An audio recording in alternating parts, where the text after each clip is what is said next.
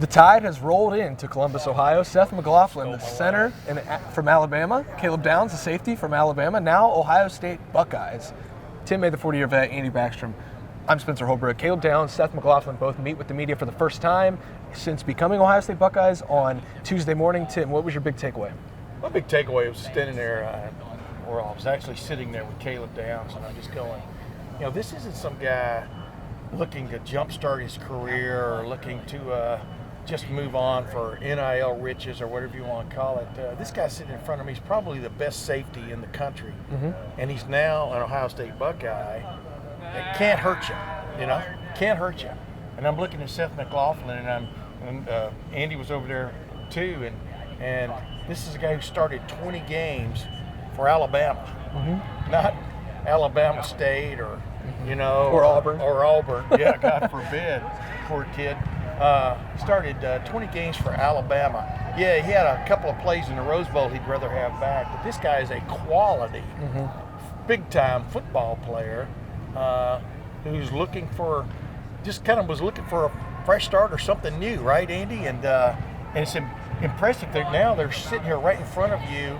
Whether they're going to be the missing ingredients to Ohio State, along with Will Howard and some of the other guys we're going to get to talk to, remains to be seen. But that's what stood out to me most.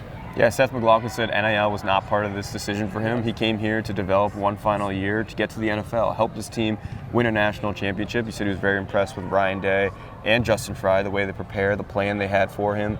He said he's not fixated on one position. He didn't come in here to be a center or to be a guard. He said he's open to playing the position they feel is best for him to fit in and help this team win a national title. That being said, as Tim said, he's played a lot of center. He's played center since he was 7 years old. You don't hear a lot of guys starting at that position so young because from the Titans, by the way. Right, yeah, you're just snapping the ball, but he's fallen in love with that position. He said really up until this past season, he had no issues with snapping the ball. He said it was just something that happened. He can't really explain it. He doesn't think it's totally mental, but it's one of those things that when it happens once, it's a little bit in your head about, hey, it can't happen again, and then it starts happening again. And he said that they have a plan to try to fix that. He didn't go into detail about what that is, but he said Justin Fry and him talked about that, ways to improve from that. And he said he's done a pretty good job of blocking out the noise. Tim asked him about social media. He's kind of shut that off and focused on how he could be better himself. Yeah, it's funny because I brought up the fact that Kansas City Chiefs, their center, 2 or 3 straight snaps the other day. Of course, Patrick Mahomes was able to field them and make plays off of them, but some of the centers go through that sometimes, just a little bit of a, like the yips, for want of another term. But boy, what impressed you about Seth McLaughlin, man, just his forthrightness and his intelligence, at least on the top. I mean, it's pretty obvious. Yeah, I was equally impressed with Caleb Downs.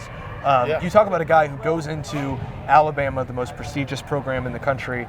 I think that's probably fair to say, and starts as a true freshman, leads the team in tackles as a true freshman, has 40 more tackles than any other player on the roster as a true freshman.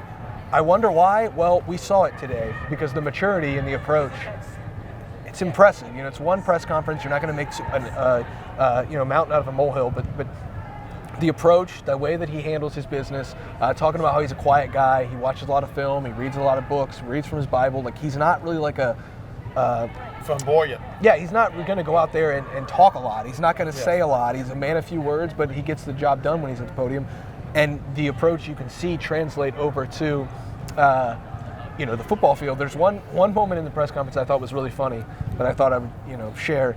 I asked him what game he would point to as like the game to watch if you wanted to learn who Caleb Downs is as a college football player, and he said, well, if you watch the whole season. he that's his way of maybe talking up on himself. But then he says, no, but the Mississippi State game. So if you want a game to watch, Caleb Downs, you heard it from the Downs' mouth. The Mississippi State game. Go watch Alabama, Mississippi State. You'll learn who Caleb Downs is. And what's interesting is him leading Alabama in tackles. People who know me know I've said this a million times, especially when Ohio State has played Alabama, back in 2014 or even in the championship game in 2020, COVID year. To beat Alabama, you got to throw the football. So, it's not stunning that a safety leads Alabama in tackles, in my opinion, because everybody – usually you're behind and you're coming from, and you're throwing the ball and stuff. But with that said, he was a sure tackler.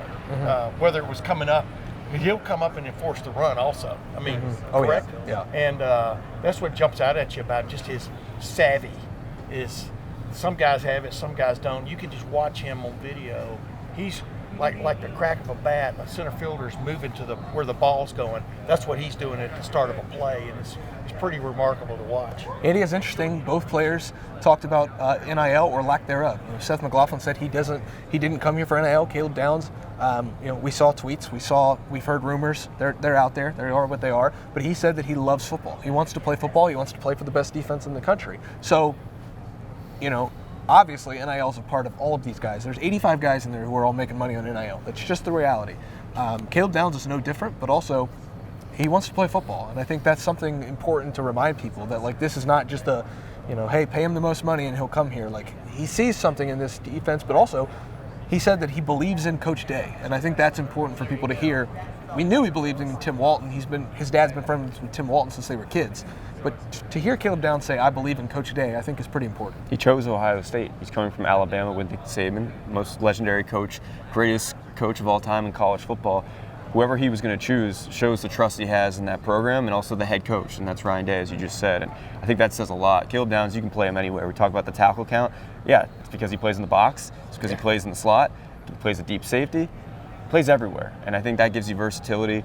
And as something as a defense, you have to be loving, because this defense already had so much versatility. It just gives Jim Knowles one more weapon. It gives, Matt Carreri's new safeties coach, a pretty new shiny toy to be able to dispose in any way he needs.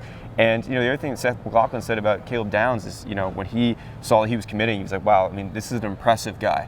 Someone that, he's a first-year player last year at Alabama, but you thought he was a second or third-year starter. The way he walked in, just the way he walked in, handled himself. That's the maturity we were talking about earlier. The takeaway from talking to both of these guys was, wow, you can tell that they went to Alabama. You can tell that they were coached under Nick Saban, the way they carry themselves, the way they answer questions. They're direct. They get to the point. They're honest about it. And you can just tell that they were in that program. I think that says a lot about how they ran that ship in Tuscaloosa. And now it says why they're here and what kind of mission they have in Columbus. Closing thought? You think we're gushing too much on these guys? No, I don't. No. You can just tell. You can tell when something's different about fellas. They're pros, Tim. Yeah. Well, but they really are. But they came from a program that was no nonsense from the standpoint of what was expected from you. And then on top of that, Seth McLaughlin, he was a center, played for Alabama, but 10 of his starts came, or 8 or 9 of his starts came when Bill O'Brien was there. So he has knowledge of Bill O'Brien as an offensive coordinator and what Bill O'Brien brings to the table, which is a professional approach and the expectation that you come at your job in the same way and stuff. So it's really funny. They almost got Caleb Downs the first time around. Ohio State did. Now he's here. Seth McLaughlin is really looking forward to well, he's already been reunited with Bill O'Brien, et cetera. But so they're not strangers, really. You know what I mean? Which is really, really odd, but not really when you look at modern college football. Yeah, it's interesting. We asked Caleb Downs a couple different times what position he's going to play. He said that right now they're looking at him at adjuster. That's the deep safety. So that's an interesting note because he played everywhere, like you said, Andy. I also asked him if he plans on returning punts. He said that's up for the coaches to decide. I personally don't think that he should return punts if he's the best player on the defense, but that's for the 10 people who are paid a lot of money to decide those things. Book is pretty good at that too, when he's healthy. Yeah. So that's kind of set with Caleb Downs right now. Plan on seeing him day one of spring ball as the adjuster. That could change though. Seth McLaughlin told the media he would play anywhere. He doesn't care. He played tackle in high school. He can play guard if they need him to, but I'm pretty sure that he's here to be a center. We'll see how that shakes out. He's probably not going to be the adjuster. Well, we know that. I'll tell you what though, what's going to be really exciting for you guys, Lathan Ransom and Caleb Downs in the same secondary. Those are two guys that get it, that go to the alarm where the alarm is going off. I mean, it's going to be interesting this fall.